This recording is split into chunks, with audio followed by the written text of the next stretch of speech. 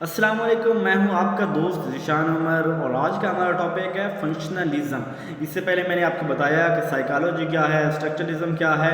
आज बात करेंगे फंक्शनलिज़म की। पहली बात तो जो फंक्शनलिज़म का जो बानी है वो है विलियम जेम्स। और विलियम जेम्स जो है वो यूएसए का था और 1842 के अंदर ये इसकी बर्थ हुई है और 1910 ये 1910 के अंदर। अब यहाँ पे आपको एक मैं और भी बता दूँ हिंट कि देखिए ये 1842 में पैदा हुआ ना, तो जो इसके पहले जो था वो विलियम कॉन्टेट था, उसको आपने क्या करना है कि उसको आप 10 साल पहले कम कर देना। वो 1832 के अंदर पैदा हुआ था, ये 1842 के अंदर पैदा हुआ। अच्छा, वो कब फौत हो रहा है विलियम कॉन्टेट? वो 1920 के अंदर उसकी डेथ हो रही है और इसकी डेथ कब हो रही है? 1910 के अंदर हो रही है। यानी कभी डेट ऑफ बर्थ भी पूछ ली जाए तो आपको पता होना चाहिए कि जो विलियम कॉन्टेट है वो बड़ा है, 10 साल बड़ा है पहले से, 10 साल बाद में, 20 साल टोटल बड़ा है। और विलियम जेम्स 10 साल नीचे से 10 साल ऊपर से कम कर देना तो विलियम जेम्स का हमारे पास आ जाएगा। विलियम जेम्स के अलावा जो है वो जेम्स रॉलैंड, हार्वे लैंड, ये भी इन्होंने भी काम किया था, लेकिन जाना वो विलियम जेम्स ही जाता है। तो अगर पूछ भी ले तो आपको चलो पता तो होना चाहिए, कंटेंट तो होना चाहिए, याद जितना भी रह जाए आपको।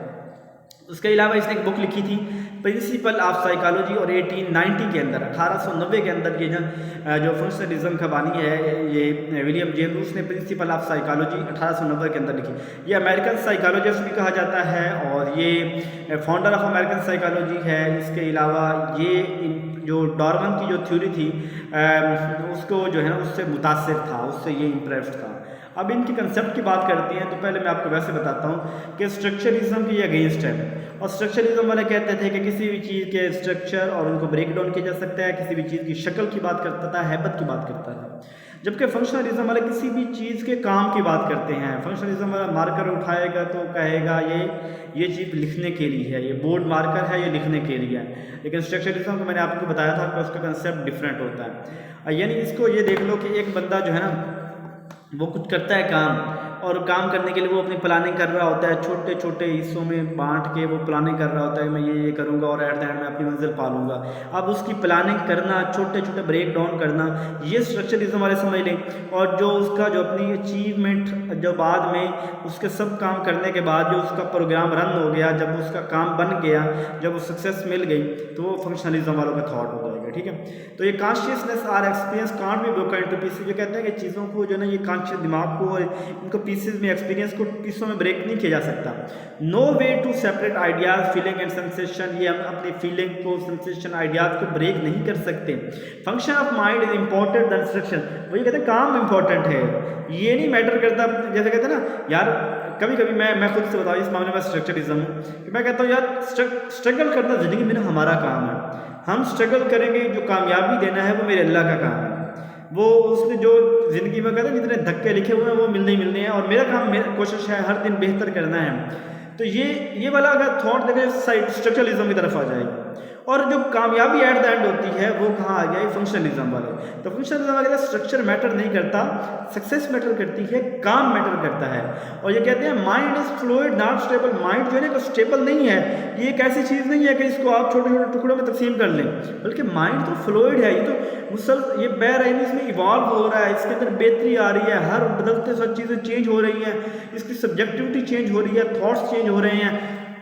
यानी कॉन्शियसनेस ऑनगोइंग प्रोसेस। आज हमारा किसी चीज़ के बारे में परसेप्शन और है, कल उस चीज़ के बारे में आज एक शख्स से मिला वो बहुत अच्छा था, कल वही शख्स बुरा भी हो सकता है। तो यानी जो कॉन्शियसनेस है ये जो है ना, ये ऑनगोइंग प्रोसेस है, और ये जो स्टेबल नहीं है। एक चीज़ हमें एक एक्सपीरियंस हुआ तो वो लाइफ टाइम के रहना, चीज़ों को इवॉल्व होते रहना है। जैसे मैं पेन के हवाले से ये बातें आपको की कि वो देखेगा कि पेन लिखता है, इसकी तरफ फंक्शनलिज्म वाला जाएगा।